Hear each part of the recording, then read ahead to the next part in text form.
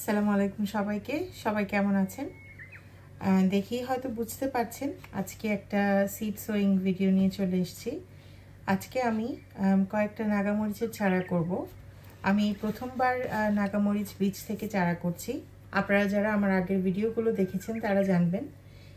এই নাগামরিচটা আমি আমার যে গাছটা সেটা থেকে পাকার পরে সংরক্ষণ করে রেখেছিলাম বীজ সংরক্ষণের জন্য। এর আগে আমি আরেকটা ভিডিও শেয়ার করেছিলাম যেটাতে আমি বীজ সংরক্ষণ করেছিলাম, ডিরেক্টলি বীজগুলো বের করে ড্রাই করে আমি রেখে দিয়েছিলাম। কিন্তু আনফর্চুনেটলি আমি না কোথায় যেন ওই বক্সটা ফেলে দিয়েছি বা হারিয়ে ফেলেছি জানি না, সেজন্য আমার পুরো সেই নাগামরিচের বীজগুলো আর আসলে নেই। কিন্তু আলহামদুলিল্লাহ আমার আবার হয়েছিল নাগামরিচ, তো আমি আবার সংরক্ষণ করতে পেরেছি। এটার ভেতরে প্রায় 6-7টা বীজের মতো হবে। আর এইটা আরেকটা নাগামরিচ, দেখেন অংশ বিশেষ আমি দেখাচ্ছি, খুলে পড়ে গেছে।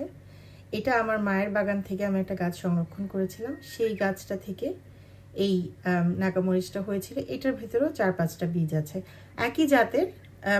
আমার গাছটার নাগামরিচ থেকেই আমি একটা মরিচ আমার মাকে গত বছর দিয়েছিলাম, উনি সেখান থেকেই বীজগুলোকে জার্মিনেট করে গাছ করেছিলেন। তো এই দুটোটা একই জাতের, কিন্তু প্রবাবিলিটি বেশি হয়ে যাবে যখন আমি বেশি বীজ লাগাবো, চারা হওয়ার চান্সেস তখন বেশি থাকবে। তো সেই জন্যই আমি চেষ্টা করছি যত বেশি বীজ লাগাবো ততই ভালো। দেখেন এখানে আমি আমার এটা হয়তো 10 সেন্টিমিটার একটা পট, আমার সঠিক মাপটা জানা নেই। আমি আমার আগের গার্ডেন যেই কম্পোস্ট সেটা নিয়ে নিয়েছি। আমি মাটিটাকে দিয়ে, মাল্টিপারপাস কম্পোস্ট যেটা, আমি আর কোনো খাবার এটাতে অ্যাড করিনি। মাটিটাকে দিয়ে আমি এরকম ভালো করে চেপে চেপে দিয়েছি, কারণ সয়েলটা যদি লুজ হয়, চিলি যদি যখন শেকড় গজাবে তখন সয়েলটা যদি লুজ হয় আর এয়ার পকেট থাকে, শেকড়গুলো নষ্ট হয়ে যাওয়ার চান্সেস বেশি থাকে। তো আমি এরকম চেপে চেপে নিয়েছি, কোনো গ্লাভস ব্যবহার করছি না, জানি না কি অবস্থা হবে আমার আঙ্গুলের ঝালে। বিসমিল্লাহির রহমানির রহিম। এরকম করে সবগুলো বীজ আমি আসলে বের করে কোনো একটা কিছুর সাহায্যে বের করি, একদম খালি হাতে বের করা ওয়াইজ হবে না। আসলে আমি চেষ্টা করছি, আমি একদমই আঘাত দিচ্ছি না, আমি খুবই সফটলি বের করতে চেষ্টা করছি। বাট আমি আবার এটাও চেষ্টা করছি যেন ভিতরের, আসলে লাগছে আমার আঙুলে, অনেকটাই লাগছে। মুখে একটু টাচ করেছিলাম, খুব জ্বালাপোড়া হচ্ছে সেখানে, কিন্তু আমি আসলে গ্লাভস পরে করতে পারি না। ছোট ছোট বীজ তো আমার কাছে মনে হয় যে পারছি না, খুবই অসুবিধা লাগে। এখানে ভিতরে কিছু পচা বীজও আছে, সেগুলোকে অ্যাভয়েড করব, সেগুলো দিলে আসলে জিনিসটা নষ্ট হয়ে যাবে। এখানে এই কয়টাই হলো, সেপারেট আসলে স্প্রেড করে দিতে হবে যেন একসাথে না লেগে থাকে। এই মরিচটার ভেতরে তো একটা আছে, বের করে দিয়ে দিই। একদম ডিরেক্ট আমি টাচ করছি নাগামরিচটা, আল্লাহ মাফ করেন, মুখে হাত দেওয়া যাবে না, আসলে অজু করার সময় খবর আছে আমার। একদম পেকে যে ড্রাই হয়ে গেছে। আচ্ছা, যেটা বলছিলাম, আমি প্রথমবার যখন ভিডিও শেয়ার করেছিলাম, সেই ভিডিওতে আমি দেখিয়েছিলাম বীজটাকে আমি বের করে, পাকা নাগামরিচটা থেকে বীজটাকে বের করে তারপর আমি ড্রাই করে সংরক্ষণ করেছি। কিন্তু এবার আমি যেটা করেছি, আস্ত নাগামরিচগুলোই রেখে দিয়েছি উইন্ডো সিলে, কিন্তু নাগামরিচের গোড়া থেকে এরকম করে কেটে একটু ফাঁকা করে দিয়েছি যেন আলো বাতাস সেটার ভেতরে যায় আর মরিচটা তাড়াতাড়ি ড্রাই হয়, আর যেন মরিচটা নষ্ট না হয়ে যায়। দেখেন আলহামদুলিল্লাহ আমি বীজগুলো দিয়ে দিয়েছি এটাতে, বাকিটুকু ফেলে দেব। এখানে 3, 6, 9, 12, 13, 14টা বীজ আছে, আশা করি ইনশাল্লাহ হবে। তারপরে সেই একই গার্ডেন মাল্টিপারপাস কম্পোস্ট সামান্যটুকু আমার হাতে নিয়ে খুবই হালকাভাবে, খুবই হালকা পাতলা একটা লেয়ার আমি উপরে দিয়ে দেব, ঝুরঝুরা করে এরকম করে। বেশি ঘন লেয়ার দিলে যেটা হবে, বীজগুলো খুবই পাতলা তো বের হতে খুবই সমস্যা হবে, বের নাও হতে পারে, জার্মিনেট নাও হতে পারে। এখানে একটা সাইড থেকে একটু দিয়ে দেব।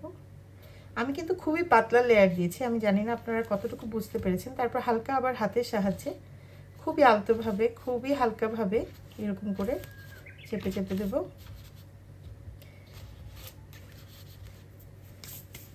তারপর স্প্রেয়ারের সাহায্যে সামান্য পানি দিয়ে দিব, বেশি পানি দেব না, শুধু যেন উপরের মাটিটা একটু ভেজা থাকে, এই তো।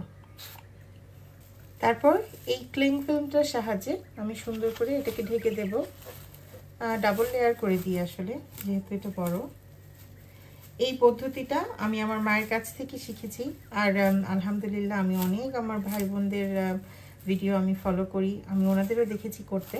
আসলে সবার কাছ থেকেই আমার শেখা। বিগিনিংটা আমার নানি দাদি ওনাদের কাছ থেকে। আমার নানা বেশ ভালো বাগানি, আমার দাদিও ছিলেন। তারপর আমার মা তো বেশ বাগান করেন এই দেশে। তো সব কিছুই আসলে আমার ওনাদের কাছ থেকে শেখা। তারপর আরও যেটা বলছিলাম যে যাদের ফলো করি ভিডিও তারা তো আছেনই। এইভাবে একটা আমার এই আসলে ইলাস্টিক যে লুম ব্যান্ড বা রাবার যেটাই আমরা বলি, আমার কাছে অনেকগুলো আছে, আমি এইভাবে দিয়ে দিব। আমি আগেও যখন আমি আমার লেবুর কাটিং জার্মিনেট করেছিলাম তখনও আমি এটা করেছি। তাহলে বীজগুলো একটু ওয়ার্ম থাকবে, আর কোনো মাটি থেকে যে ময়েশ্চারটা, সেই ময়েশ্চারটা বের হবে না। সেই ক্ষেত্রে আর কোনো পানি এটাতে আলাদা দিতে হবে না, অ্যাড করতে হবে না। বীজগুলো ইনশাল্লাহ তাড়াতাড়ি জার্মিনেট হয়ে যাবে। এইটা নাগামরিচের যেই বীজ আমি লাগিয়েছিলাম সেটার একটা আপডেট ভিডিও আমি এই পলিথিনটা খুলে দেখাবো। আসলে কি যেটা হয়েছে, খুবই অল্প বীজই ছিল, সেটা থেকে আমি সেই বীজ থেকে সবগুলোই লাগিয়ে দিয়েছিলাম, হয়তো 7টা কি 8টা ছিল, কিন্তু সেটা থেকে শুধুমাত্র দেখেন একটা জার্মিনেট হয়েছে। কিন্তু আমি আসলে খুলে দেখেছি আপনাদের দেখানোর জন্য। আমি এটা খুলে আমি একটা জিনিস দেখাতে চাই, আমার সাথেই থাকুন। তো দেখেন আলোর এগেনস্টে আমি এটা ধরেছি, আসলে আলোটা ওই পাশে, সেজন্য হয়তো একটু ছায়া দেখতে পারেন। যেটা বলছিলাম, একটা মাত্র চারা উঠেছে, কিন্তু আমি যদি আমার এইটার সাহায্যে আমি আপনাদের পয়েন্ট করে দেখাই, এই যে দেখেন ছোট্ট দেখতে পাচ্ছেন এই যে ডাটাটা, এটা একটা, তার এখানে আরেকটা আছে, এখানে ছোট্ট একটা, এই যে এটা একটা, এটা একটা, এরকম অনেকগুলো আছে। আসলে আমি কিউরিয়াস হয়ে যে হচ্ছে না, তারপর আমি বের করে এইভাবে দেখতে চেষ্টা করেছি। তারপর আমি যদি জাস্ট দেখাই, আমি এটা মাটিটা আবার এমনি বসিয়ে রেখেছি, খুবই হালকাভাবে আসলে সরিয়ে দেখাচ্ছি। দেখেন দেখতে পাচ্ছেন কিনা, এই যে সাদা শেকড়টা আর এই যে বীজটা। তো মাশাল্লাহ সবগুলোই জার্মিনেট হচ্ছে। আমি ভয় ছিলাম আমার অন্য নাগামরিচটার অবস্থা খুবই নাজেহাল, ওটা হবে বেঁচে থাকবে কিনা আমি জানি না, আপডেট শেয়ার করবো খুবই জলদি। কিন্তু দেখেন মাশাল্লাহ